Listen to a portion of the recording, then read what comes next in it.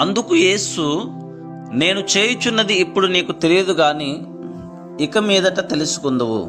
యోహాను సువార్త 13వ అధ్యాయము 7వ వచనము.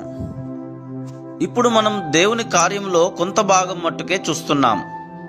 సగం కట్టిన ఇంటిని, సగం పూర్తయిన ప్రణాళికను చూస్తున్నాం. అయితే త్వరలో అంతా సంపూర్ణమైన సౌష్ఠవంతో నిత్యత్వపు ఆలయంగా నిలిచే రోజు వస్తుంది. ఉదాహరణకి, ఇశ్రాయేలీలు రాజుల్లో అతి గనుడైన సొలొమోను కాలంలో లెబానోను పర్వతాల్లోకి వెళ్ళి చూడండి. టీవీగా తన తోటి చెట్లకు గర్వకారణంగా నిలబడి ఉన్న దేవదారు వృక్షాన్ని చూడండి. ఉత్తర వాయువులన్నిటితోనూ అది కుస్తీ పట్టింది. వసంత గాలులు దానిపై చిరునవ్వులు చిందాయి. వెన్నెల రాత్రులు దాని ఆకుల్ని మంచుతో తడిపాయి. దాని కొమ్మల్లో ఎన్నెన్నో పక్షులు గూళ్ళు కట్టుకున్నాయి. అలసిన బాటసారులు, గొర్రెల కాపరులెందరో మధ్యాహ్న వేళల్లో దాని నీడలో సెదదీర్చుకున్నారు. ఉన్నట్టుండి ఒక రోజున దాన్ని నరికివేయాలని నిర్ణయం జరిగింది. తాతల కాలం నుండి ఆ అడవిలో జీవిస్తున్న ఆ వృక్షం ఒక్క రోజులో గొడ్డలి పాలవనుంది. మొదటి గొడ్డలి దెబ్బ పడింది. గరుకుగా ఉన్న దాని కాండంపై లోతుగా గాయమైంది. కొమ్మలు ఒక్కొక్కటే నేల రాలాయి. చివరికి చెట్టు మొత్తంగా పెద్ద శబ్దంతో మొదలు కంటూ కూలిపోయింది. ప్రకృతి అనే ఆలయంలోని ఆ మూలస్తంభాన్ని అలా నిర్దాక్షిణ్యంగా కూల్చేయడం, నాశనం చేయడం చూసి మనం నివ్వరపోతాం. కానీ కాస్తంత ఓపిక పట్టండి.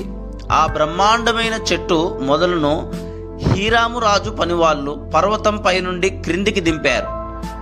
మధ్యధరా సముద్రంలో తెప్పగా కట్టి పాలస్తీనా దేశానికి తరలించారు. చివరికి యెరూషలేములో నిజదేవుని మందిరంలో మిలమిల మెరిసే దూలంగా అది సాక్షాత్కరించింది. అది చేరిన గమ్యాన్ని చూస్తే, ప్రభువైన యెహోవా దేవుని సన్నిధిని నెలకొని ఉన్న అతి పరిశుద్ధ స్థలంలో ఆ దూలం చేరిన వైనం చూస్తే, లెబానోనుకే గర్వకారణమైన ఆ వృక్షాన్ని ఎందుకు నరికేశారు అని మీరు అనగలరా? లెబానోను అరణ్యాన్ని అలంకరించిన ఆ ఆభరణం ఇప్పుడు మరింత మహిమాన్వితమైన ప్రదేశానికి అలంకారమైంది. ఆ దేవదారు వృక్షం ప్రకృతి ఒడిలో రాజసంతో నిలబడింది ఒకప్పుడు. అయితే తదనంతరం దానికి దక్కిన మహిమ ముందు దాని పుట్టింటి ఘనత ఏపాటిది? అప్పటి ఆ దేవదారు వృక్షాల్లాంటివే కదా మన హృదయాలు. దేవుని శ్రమల గుడ్డలి ఆ చెట్టును బోడిగా చేసి నరికేసింది.